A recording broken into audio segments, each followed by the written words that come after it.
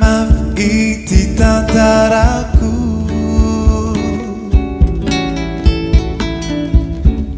Nitarini saiku laisi karunyaka Tanteraka unu ido nuka saiku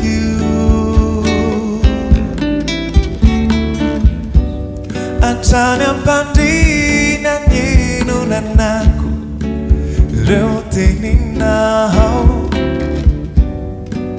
Nivadi badi kyau nansiaru Lai di kyau Tifukyu harai ni tiadu Utogindai lai maswandu Anapagizani Your mom is vanilla now.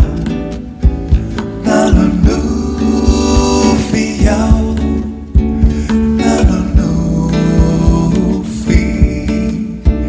Nanofy Anao. Nanofy Anao. Nanofy. They want that sun now. Nanofy. Tifandau Nanofy Anao Nanofy Anao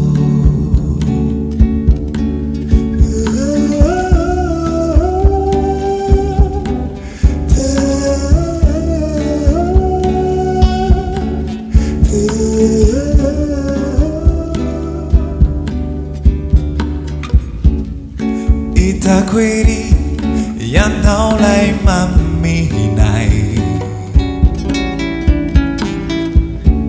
Tuniti hisara kamanda kizai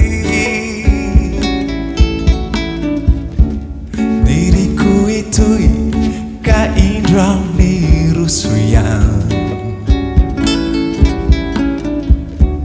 Tantera kani wilai nufikyuma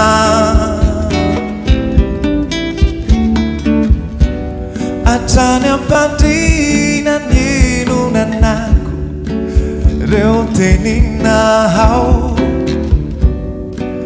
Nivadi badi kyau nansiaru Lai di kyau Tifukyu harai ni tiadu Utogindai lai maswandu